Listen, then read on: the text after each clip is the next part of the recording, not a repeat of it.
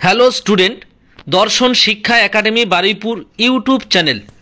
তোমরা যে সমস্ত ছাত্রছাত্রী কলকাতা বিশ্ববিদ্যালয়ের অধীনে পড়ছো, ইতিহাস মাইনর পেপার আছে, অর্থাৎ Bangla honours, education honours, pol science honours, philosophy honours, এইরকম বিভিন্ন সাবজেক্টে অনার্স আছে, পাশে হিস্ট্রি আছে মাইনর পেপার, তাদের জন্য এই সাজেশানটি প্রযোজ্য। আর তোমরা প্রত্যেকে এই সাজেশানটি ফলো করবে, প্রত্যেকেই প্রশ্ন কমন পেয়ে যাবে। আমি 20 নম্বর বা 10 নম্বর যে কোশ্চেনগুলো এই প্রশ্নের মধ্যে বা এই সাজেশনের মধ্যে তোমরা কমন পেয়ে যাবে।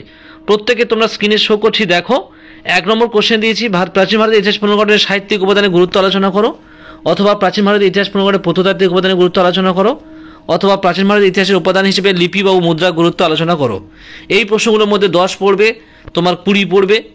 আচ্ছা, 2 নম্বর কোশ্চেন হচ্ছে ভারতবর্ষের নবপ্রস্তর যুগ সম্বন্ধে আলোচনা করো, অথবা ভারতবর্ষের মধ্যপ্রস্তর যুগ সম্বন্ধে আলোচনা করো, অথবা প্রাগৈতিহাসিক ভারতের শিকারী ও খাদ্য সংগ্রহকারী আদি মানুষের খাদ্য উৎপাদক হয়ে ওঠার বিবর্তনের কথা উল্লেখ করো। 3 নম্বর কোশ্চেন দিয়েছি হরপ্পা সভ্যতার নগর পরিকল্পনার সম্পর্কে আলোচনা করো, অথবা হরপ্পা সভ্যতার পতনের কারণ আলোচনা করো, অথবা হরপ্পা সভ্যতার ধর্মীয় জীবন ও অর্থনৈতিক জীবন সম্পর্কে লেখো। এই যে প্রশ্নগুলো, এখান থেকে 10 বা 20 তোমাদের প্রশ্নগুলো আসবে। প্রত্যেকে এই প্রশ্নগুলো মুখস্থ করবে, প্রত্যেকে কিন্তু কমন পেয়ে যাবে। 4 দাগের কোশ্চেন ঋগ বৈদিক ও পরবর্তী বৈদিক যুগের অর্থনৈতিক, ধর্মীয়, সমাজ জীবন, রাজনৈতিক জীবন সম্পর্কে আলোচনা করো, আর আর্য সমস্যা সম্পর্কে আলোচনা করো। 2টো কোশ্চেন আলাদা। তো এই ঋগ বৈদিক যুগ থেকে এই কোশ্চেন করলে তোমরা কমন পেয়ে যাবে। অথবা যে ষোড়শ মহাজন পদ সম্পর্কে আলোচনা করো, অথবা বৌদ্ধ ধর্মের মূল নীতিগুলি লেখো, জৈন ধর্মের মূল নীতিগুলি লেখো, আর বৌদ্ধ জৈন ধর্মের মধ্যে পার্থক্য।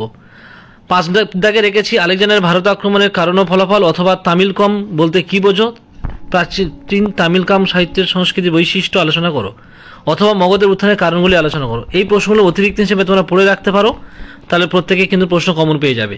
আর 5 দাগে আমি যে প্রশ্নগুলো রেখেছি তোমরা স্ক্রিনে শো করছি, তোমরা প্রত্যেকে দেখে নাও।